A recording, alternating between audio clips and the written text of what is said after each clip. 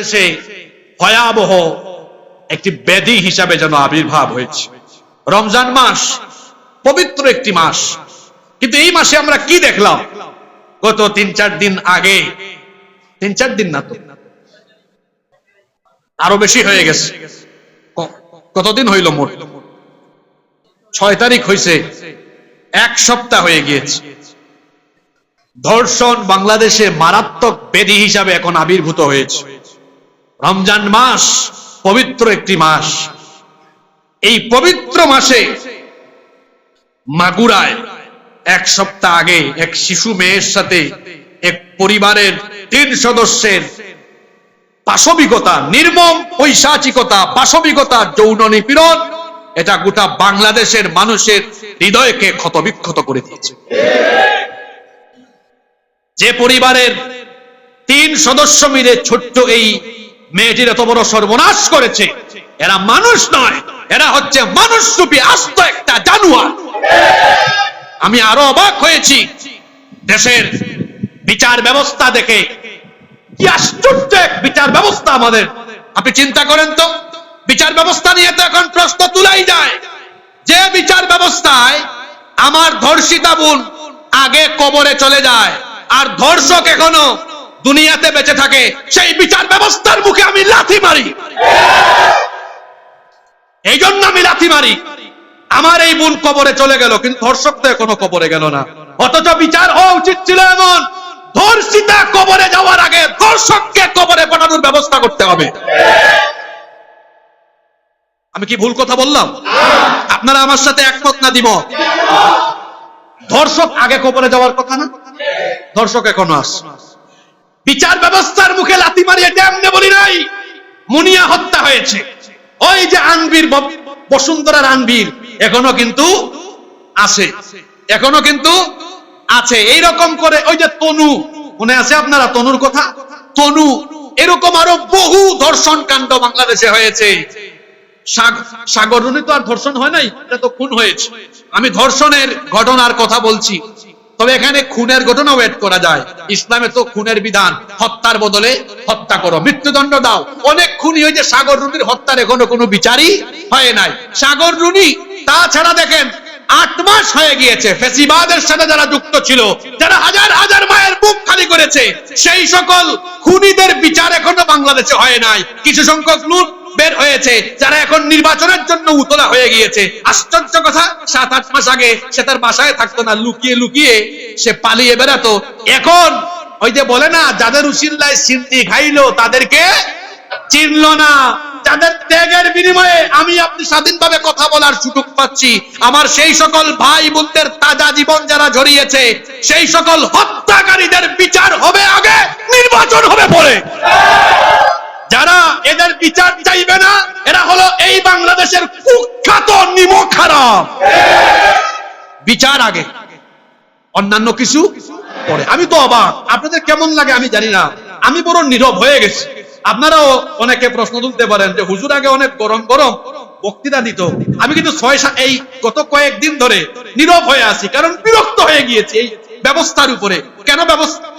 আমার বিরক্ত হওয়ার মূল কারণ হলো, এত মাস হয়ে গেল সবকিছু নিয়ে মানুষ ব্যতিব্যস্ত হয়ে গিয়েছে, অথচ যাদের কারণে স্বাধীনভাবে আজকে চলাফেরা কথাবার্তার সুযোগ পেল, তাদের হত্যাকাণ্ডের বিচারের ব্যাপারে সবাইকে দল মত ধর্ম বর্ণ ভুলে গিয়ে ঐক্যবদ্ধ হওয়া দরকার ছিল। কিন্তু আমরা কি ঐক্যবদ্ধ হতে পেরেছি? আমরা যদি ঐক্যবদ্ধ হতে পারতাম, তাহলে 3-4 দিন আগে কি শাহবাগের কয়েকটা মুরুগ এসে কুককুক করার সুযোগ পেত নাকি শাহবাগে? আমাদের দুর্বলতার কারণেই তো শাহবাগীদের আস্ফালন বেড়েছে। আমরা বলতে চাই, শাহবাগীদের আস্ফালন বাড়লে পরে শাপলা চত্বরওয়ালারা আরো কয়েক গুণ শক্তি নিয়ে এই বাংলাদেশে শাহবাগীদের কবর রচনা করবে। সাবধান হয়ে যাও, সাবধান হয়ে যাও। এই বাংলাদেশে আর কখনো ফ্যাসিবাদকে মাথা উঁচু করে দাঁড়াতে দেওয়া হবে। আমি বলছিলাম, বিচার ব্যবস্থা নিয়ে আমরা বড় সন্দিহান। এই যে ছোট্ট শিশু মাগুরার, এই ছোট্ট শিশুর সাথে যা হয়েছে, হৃদয়টা ক্ষতবিক্ষত হয়ে গিয়েছে। মানুষ কিভাবে এতটা অমানবিক হতে পারে? মানুষ কিভাবে পশুর চাইতেও এত জঘন্য হতে পারে? আপনারা চিন্তা করেন, মানুষ কতটা খারাপ হলে পরে একই পরিবারের বাপ বেটা স্বামী শ্বশুর ভাসুর মিলে একটা ছোট্ট মেয়ের উপরে এইরকম নিপীড়ন চালায়, এরা কি মানুষ না পশু? আমি তো বলবো পশু না, এরা পশুর চেয়েও খারাপ। আমি গতকাল ফেসবুকে দেখলাম যে এদের পক্ষে নাকি আইনজীবী, উকিল ও অ্যাডভোকেটও নাকি দাঁড়িয়েছে। আমি ওই উকিল, ওই আইনজীবীর বিবেক নিয়ে আমি বড় সন্দিহান। সে আসলে মানুষ না অন্য কিছু? একজন অপরাধীর পক্ষে উকালতি করা, একজন অপরাধীর পক্ষে দাঁড়ানো, যে ব্যক্তি অপরাধীর পক্ষে দাঁড়ায় সেও অপরাধী। মানুষ দেখলাম কোন দুলাইও দিয়েছে, একদম পাক্কা কাজ করেছে। অপরাধীর পক্ষে দাঁড়ানো এটা কোন সচেতন বা ভালো মানুষের কাজ হতে পারে না। মাগুরায় যে ঘটনা ঘটেছে, আমি সরকারকে বলবো, আপনাদের এই সব আইন কানুন এটার উপরে আমাদের তেমন একটা ঈমান নাই। এমনিতে আমরা যারা আলেম ওলামা বা আমরা যারা কুরআনওয়ালা, আমরা মানুষের তৈরি করা আইনে বিশ্বাসী নই, আমরা আল্লাহর আইনে বিশ্বাসী। আমরা কার আইনে বিশ্বাসী? আমরা আল্লাহর আইনে বিশ্বাসী। আমরা বলবো এই ধর্ষণের শাস্তি আল্লাহর আইন দিয়ে করেন। দেখবেন বাংলাদেশে যতগুলা লুচ্চা আর বদমাশ আছে, এক শাস্তি দেখে একদম তারের মতো সিধা হয়ে যায়। ইসলামী শরিয়ায় ধর্ষণের শাস্তি হলো মৃত্যুদণ্ড। ইসলামী শরিয়ায় ধর্ষণের শাস্তি কি? মৃত্যুদণ্ড। আপনাদের বানানো আইনে অনেক ধর্ষক এখন রাজার হালতে বুক ফুলিয়ে বীরের মতো বাহিরে ঘোরাফেরা করে, এমন বহু নজির আমি দেখাতে পারবো, আপনারাও পারবেন। কিন্তু আল্লাহর আইনে যদি ধর্ষকের বিচার করা হয়, অবশ্যই তার মৃত্যুদণ্ড হবে। একজন ধর্ষককে জনসম্মুখে মৃত্যুদণ্ড দিয়ে দেখেন, রজম করে দেখেন, দেখবেন দেশে যত বদমাশ টাইপসের লোক আছে সব একদম এক শাস্তি দেখেই সোজা হয়ে যাবে। এসব কাজ করার চিন্তা মাথায় আসার আগে 100 বার ভাববে, বাবারে এটা করলে পরে আমার পরিণতিতে কত ভয়াবহ হতে পারে। এমনিতেই এই কাজে যাওয়ার আগে 100 বার চিন্তা ভাবনা করবে। সম্মানিত মুসল্লিয়ানি কেরাম, আমি এখানে আরো কয়েকটি কারণ আপনাদের সামনে তুলে ধরি। বাংলাদেশে গত কয়েক বছর ধরে ধর্ষণ এত মারাত্মক আকার ধারণ করেছে কেন? এর 7টি কারণ আপনাদের সামনে আমি তুলে ধরি। 1, দ্রুত বিচার এবং জনসম্মুখে কঠিন শাস্তির বিধান না থাকার কারণে এই ধর্ষণ দিন দিন বেড়ে চলেছে। ধর্ষকদের বিচার জনসম্মুখে করা দরকার। আল্লাহ তাআলা সূরা নূরের 2 নম্বর আয়াতের শেষাংশে বলছেন, ওয়ালা তাখুযকুম বিহিমা রাফাতুন ফি দীনিল্লাহি ইন কুনতুম তুমিনুনা বিল্লাহি ওয়াল ইয়াউমিল আখির। যদি তোমরা আল্লাহ এবং আখিরাত দিবসের উপর বিশ্বাস করো, তাহলে বেবিচারী ধর্ষক এদের শাস্তি দেওয়ার বেলায় যেন তোমাদের অন্তরে কোনো দয়া মায়া কাজ না করে। ধর্ষকদেরকে জনসম্মুখে প্রকাশ্যে শাস্তি দেন তো। প্রকাশ্যে শাস্তি দিলে দেখবেন এই অপরাধ কমবে না বাড়বে? জোরে বলেন, কমবে না বাড়বে? আপনারা বলেন, বাংলাদেশে কি ধর্ষকদের যথোপযুক্ত বিচার হয়? সরকারকে বলবো, এই মাগুরার ঘটনায় এই পরিবারের যারা জড়িত প্রত্যেককে দ্রুত ট্রাইব্যুনালে তাড়াতাড়ি বিচার করে প্রত্যেককে ফাঁসির কাস্টে ঝুলাইয়া মৃত্যুদণ্ড নিশ্চিত করতে হবে। সবচেয়ে ভালো হবে ইসলামী আইনে বিচার করেন, তাদেরকে ফাঁসি না দিয়ে একদম জনসম্মুখে এনে ইসলামী শরিয়ার আইন বাস্তবায়ন করেন, বাইতুল মুকাররমের সামনে তাদের মৃত্যুদণ্ড নিশ্চিত করেন। ধর্ষণ বাড়ছে কেন? 1, দ্রুত বিচার এবং জনসম্মুখে কঠোর শাস্তি না দেওয়া। 2, অনেকগুলা কারণ আছে। 2 নম্বরটা শুনেন, মোবাইল এবং ইন্টারনেটের অপব্যবহারের মাধ্যমে বিকৃত মানসিকতার লোক দিন দিন বৃদ্ধি পাচ্ছে। মোবাইল এবং ইন্টারনেটের অপব্যবহার করে ইন্ডিয়ান এমন সিরিয়াল দেখে মাঝে মাঝে কিন্তু অপরাধ বাড়ায়। একটা ক্রাইম রিপোর্ট দেখেছে, যেখানে শুনেছে যে শ্বশুর তার ছেলের বউয়ের সাথে অপকর্ম করেছে, এটা একটা অপরাধ। তো এর আগে এটা যিনি দেখেছে এই অনুষ্ঠানটা, এর আগে সে জানতো না এরকমও করা যায়। এটা দেখার পরে তার মাথায় আসছে, ও আচ্ছা, তাহলে এরকমও করা যায়। এজন্য আমি বলি, অপরাধও মাঝে মাঝে অপরাধ বাড়ায়, অপরাধ বাড়ায়। এই ধরনের আজেবাজে অনুষ্ঠান, ভারতীয় অনেক সিরিয়াল আছে যে সিরিয়ালগুলো দ্বারা এমন পরকীয়া সহ আরো বিভিন্ন ধরনের অপকর্ম যেভাবে তুলে ধরা হচ্ছে, তা আমার সমাজকে নষ্ট করার জন্য যথেষ্ট। এভাবে করে এই মোবাইল আর ইন্টারনেটের অপব্যবহার করে অনেকে পর্নো সাইটে গিয়ে পর্নোগ্রাফিতে আসক্ত হয়ে পড়েছে। অশ্লীল ভিডিও, আজে বাজে সাইটে ঢুকে সে অনেক আজে বাজে জিনিস দেখে দেখে তার মন মানসিকতাকে এমন ভাবে বিকৃত করে তুলেছে, যার কারণে এই মানুষরূপী পশুর কাছ থেকে একটা ছোট্ট শিশু বাচ্চা পর্যন্ত রেহাই পায় না। জন্য সরকারকে বলবো, ধর্ষণ কমাতে হলে সকল পর্নো সাইট সহ টিভি চ্যানেলে এবং বিভিন্ন সাইটে যে সকল অশ্লীল অনুষ্ঠান প্রকাশ করা হয় তা চিরতরে বন্ধ করে দিতে হবে। 3, ক্ষমতার অপব্যবহারের ফলেও কিন্তু সমাজে ধর্ষণ বাড়ে।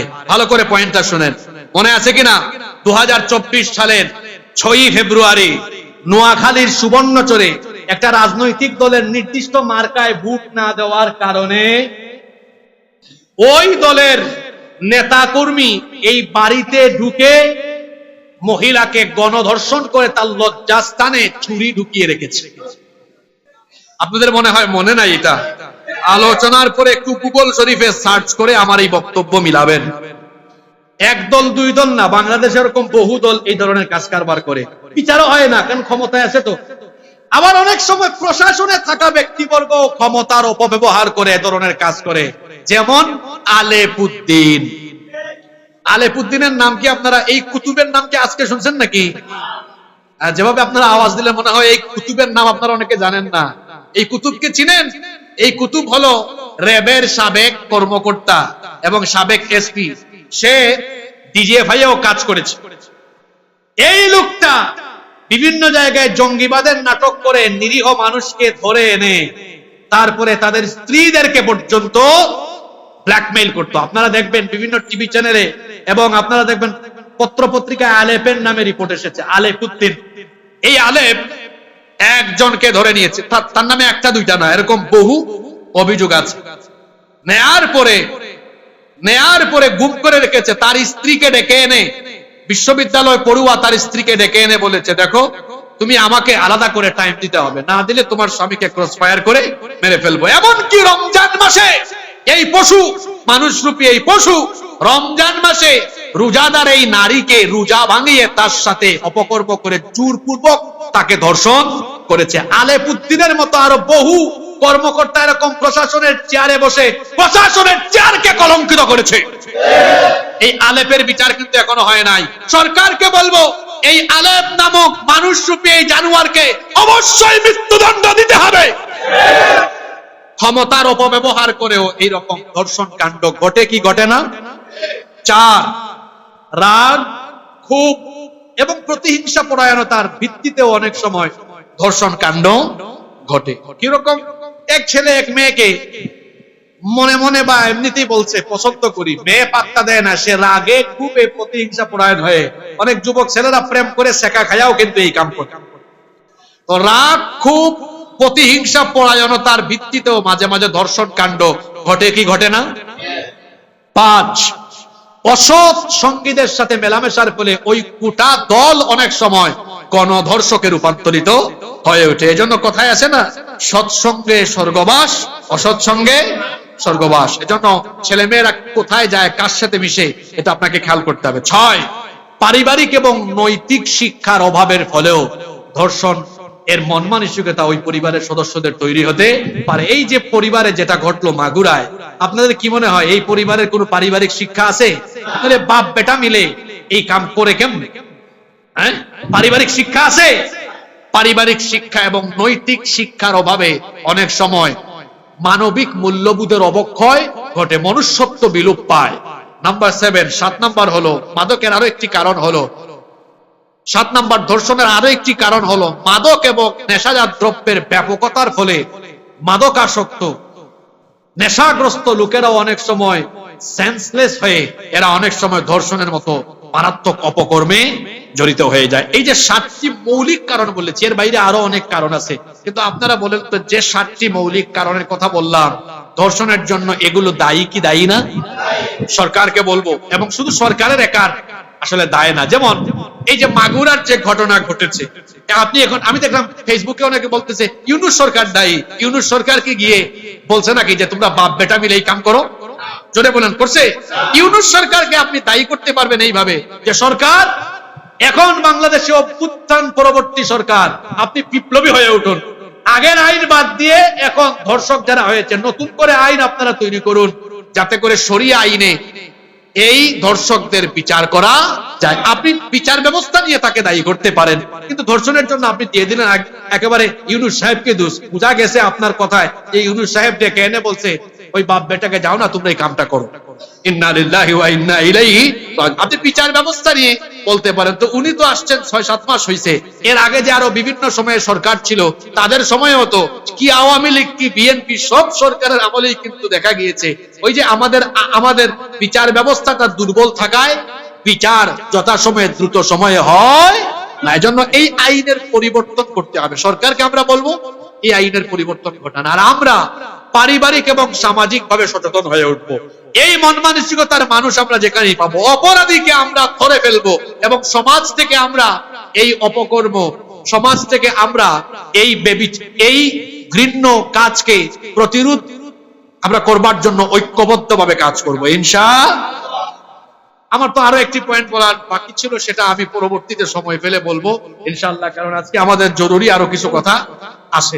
আমাদের একটি পয়েন্ট বাকি আছে, রমজান মাস হলো জিহাদের মাস, এটা আমরা সময় পেলে পরবর্তীতে বলবো ইনশাআল্লাহ। তাহলে আজকে আমরা কয়টা পয়েন্টের উপর আলোচনা করলাম?